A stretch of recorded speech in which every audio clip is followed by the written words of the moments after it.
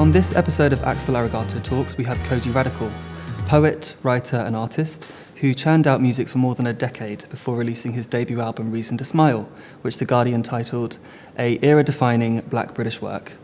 I'm delighted that he's with us today. Welcome, Kojey. Thank you for having me. Pleasure. How you doing? I'm not too bad. Chilling. Can't complain. It's an all right day. It's a sunny one. It's a sunny one. Silk's out.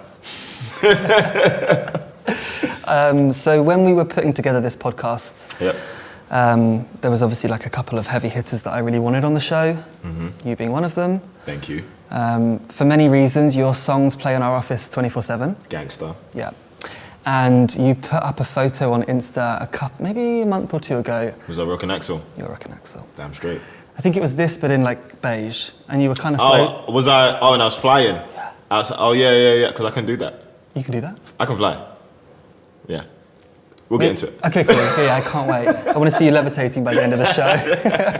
We'll get there. But yeah, you're wearing Axel, and I think everybody just paused for a minute, and the office was like, "Oh, okay." Right. Yeah. You know, it started to feel like a.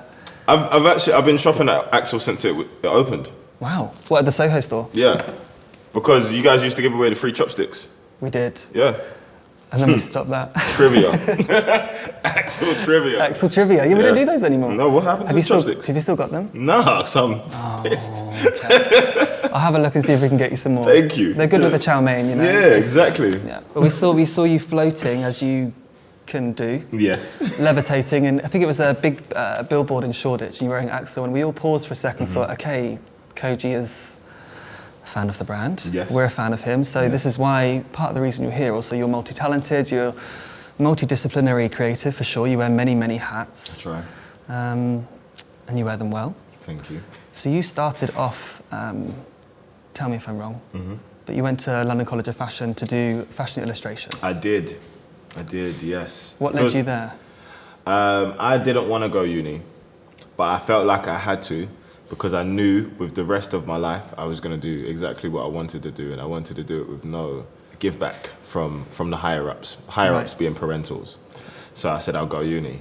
I was always kind of like, all right, school and like education and stuff, that's easy peasy stuff, it's just boring.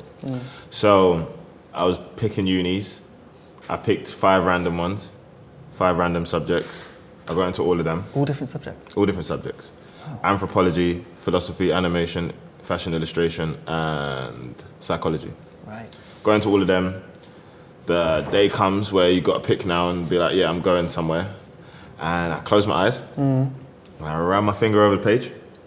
Boop. LCF. Here I come. And did 3 years there, finished with the first. It was a good time. Bob's Sounds your like uncle. a great time. Yeah, it was cool. Bob's your uncle, Fanny's your aunt. Yeah, exactly. Life is too stressful. Wow. You sort of segued into spoken word. Were you doing that before, during, or after? So spoken word, I was doing it, but I started taking it seriously towards the end of second year, early third year. So by the time the last part of third year comes around, I'm one of them people that becomes mildly obsessed with things. So in my mind, I had this book I was writing that was based on some of the poetry pieces I was working on at the time, called Dear Daisy. And we had to pick a final major project, and I was like, I want to make a soundtrack to this book, and I need you guys to mark it like art and not ask me any questions. Lo and behold, they had a million questions, and most of them resulted in them telling me I was going to fail. That's fine, that's no problem. I make the EP. Yeah, for Dear Daisy. For Dear Daisy, which is Dear Daisy. Yeah. I handed that in, and then I went off into that summer thinking I had failed because I did what I wanted. So that summer was really interesting because I would say it was like this rise in a UK SoundCloud generation where most of what the scene is now actually began there, and all of a sudden I was in the mix, you know. Tumblr helped, and the music just went like viral for what it was back then. It was super weird, can't explain it, it just happened. That's how it is, I'm grateful. Yeah. Praise God. So then that summer, I'm just jogging, man, hustling, bro, because I was working part-time. I used to I worked in loads of places, I got fired from everywhere, but the last place I worked was Box Park. I didn't get fired from Box Park. What had happened was, I got made redundant without getting made redundant. Okay. So I was there for just under the amount of time it would have taken for them to give me redundancy. That doesn't count. So it doesn't count. Yeah. I wasn't fired. We parted ways. It's amicable. Yeah. So now I ain't got no money though, because I used to get paid weekly. I used to work 2 days a week. And I was one of the people where I'm not coming to work if I don't want to. So I might have even only done 1 day a week. Who knows? We'll see. It depends on what week it was. I had no bread.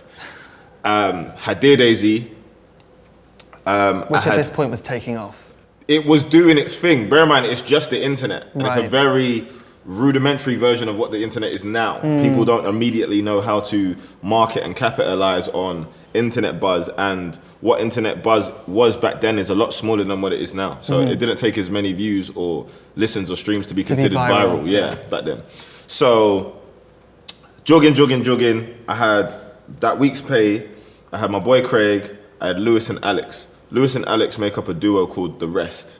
The Rest, they now manage Slow Tie. Wow. But they was from Northampton, me and Craig was from Hackney, met up because of the internet. We had made Dear Daisy and we wanted to make this other thing called Bamboo. At this point, my whole music career is just a series of I have an idea, I want to execute this idea. I wasn't thinking about, I'm going to go make songs and try and express myself, etc., etc. Poetry was something I was developing mainly during college, because a guy called Sully Breaks had came to my college, he'd done a performance, changed my life, and then all of a sudden I was on poetry.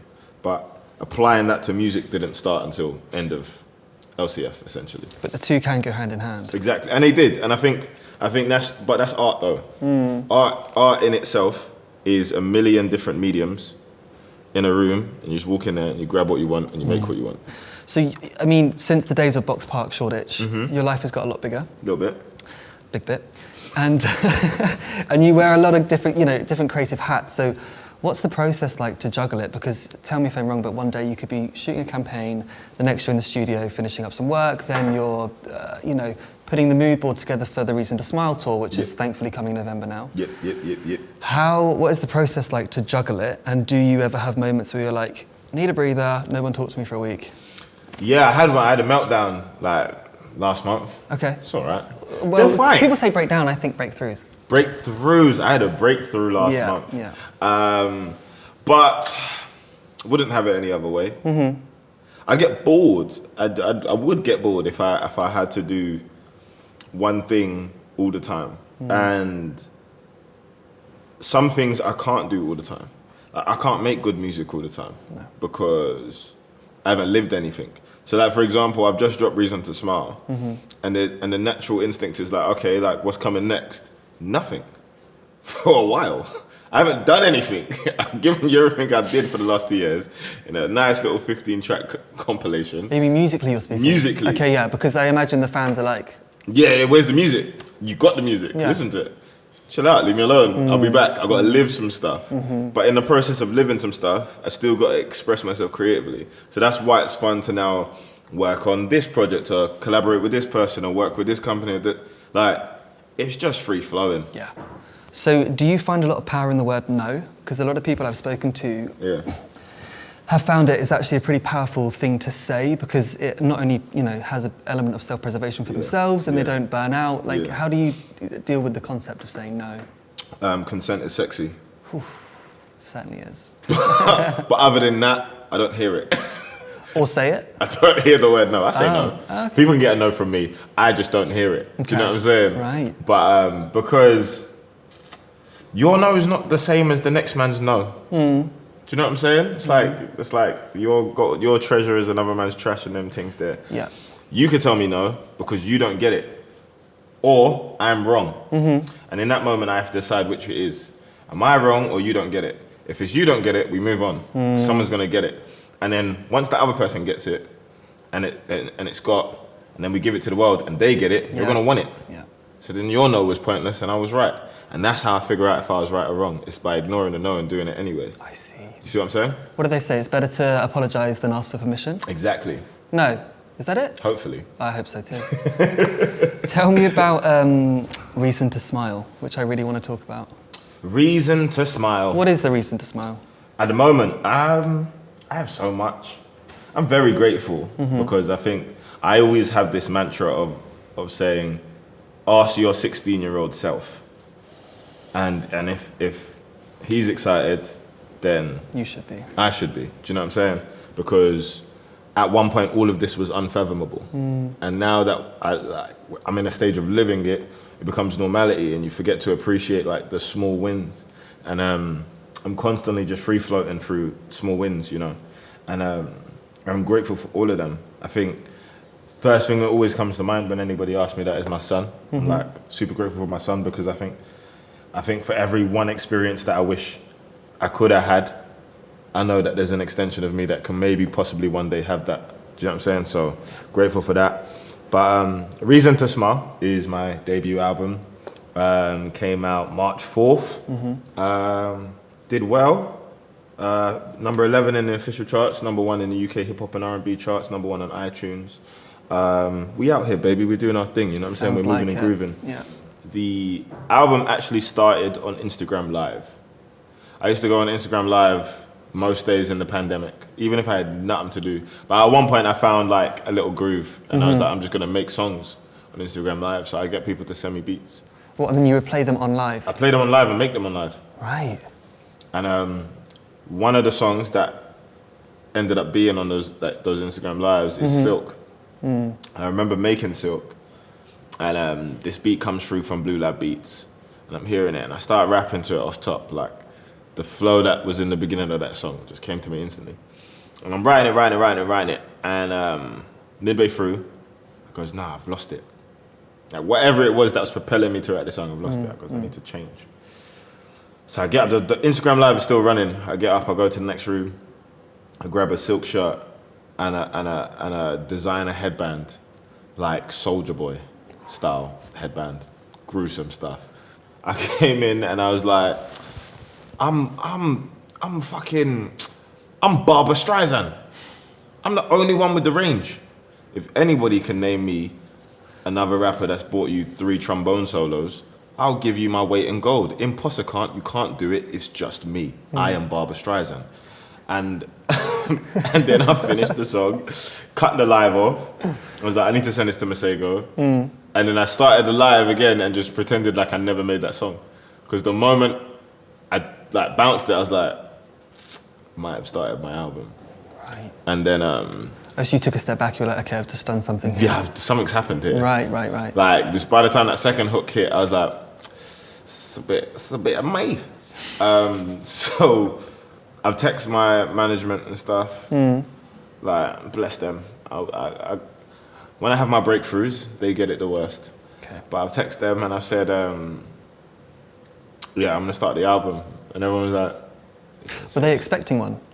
I tell people all the time when they tell me to make anything to gently fuck off. Gotcha. So I was like, nah, I'm not making an album for time. And then one day I was like, yeah, I'm gonna make the album now. And everyone's like, is he being serious? Like, what's going on? Is this, right. How do we approach this? Do we book him studio time? Do we just not let him work? And because we were still in lockdown. And then I made another song, which was solo.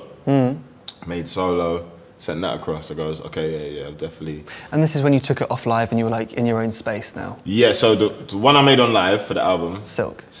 I'd made a bunch of songs on live. People still hit me up all the time and say, when's that dropping, when's that dropping? But when you knew the ball was rolling after Silk, that's when you went away and you were like, coming off the live, so you're just going to go into a vacuum and create. Exactly. Yeah. And then when like the world opened up a little bit more, we went away to Jamiroquai's old studio. Wow. What was that like? A lot of powers in there, man.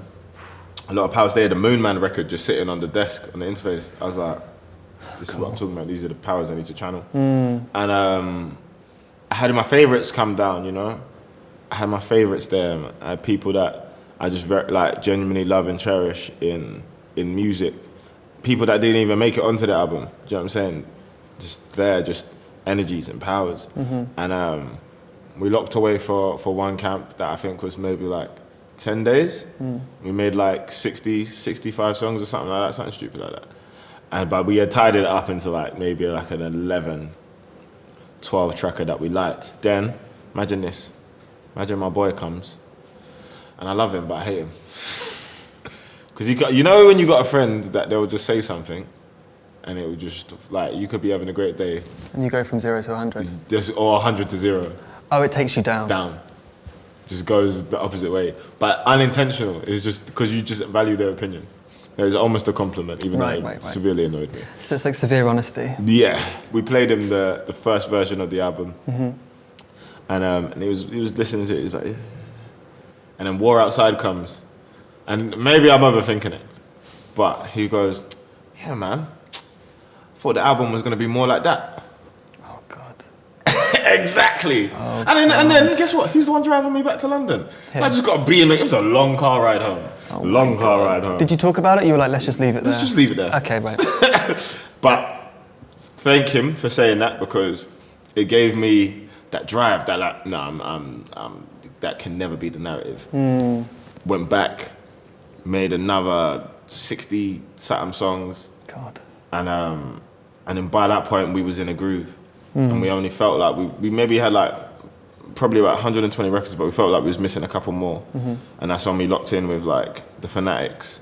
I made Pusher Man and Woo-Ha and records like that, you know. Is it grueling to be locked away for like 10 days at a time, or that's your element? That's how I work. Like when I made Cashmere Tears, Cashmere Tears was was it 19 days? Just intensive. Wow. Done. So eat, sleep, repeat. So yeah, finish it. Finish him. Do you know what I mean? Just like, why wait? Let's call the strings up now. Let's call the choir in. Let's call the trombone. Let's get the saxophone in. Let's do it now. Yeah. Just done it. Quite right. Yeah. Well, we're going to lead out on a bit of a would you rather. Oh, light work. Let's do it. Yeah, me too. I like these. Okay. Would you rather suit or tracksuit? Suit. Why suit? I find more versatility in a suit, you know, than a tracksuit. I feel like a tracksuit is a tracksuit. Where you can turn a suit up or down. Exactly. I feel the same way. Night out or staying in? I'm inside.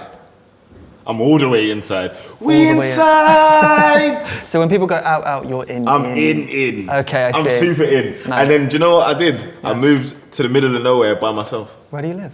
The middle of nowhere, by myself. No one can't find me. Okay, off the grid? Off the grid. Okay, you got solar panels and... I've got cameras, a lot of them. Okay, good. Yeah. Because that's the thing that I'm terrified in the middle of nowhere, like, what happens if something goes wrong? No, I'm surrounded by like other people that chose to live in the middle of nowhere. Okay, so it's a bit like an off-the-grid community. Yeah, okay, yeah. Great. TV series or movies? TV series? TV series. It's a hard one because in recent years, TV series have like really... flown up the ranks. I would have said movies back a day, but Which series. Which TV series are you obsessed with right now? Ooh, Moonlight. Moonlight? I don't know that one. Moonlight, it's on Disney+. Plus. Well, it's one of the Marvel ones. Because when you said Moonlight, I thought you meant the film. No, I did watch that recently though. That's a great film. Splitting the bill on a first date or paying for it all? I can't... this has divided many people. Babes, you don't even reach for it. You're going to piss me off. Let me handle that. No! Okay, right. That's a good answer. That's a good answer. That's an ick. Don't reach for that. Wait, it's an ick when the girl tries to split? Yeah, don't reach for that.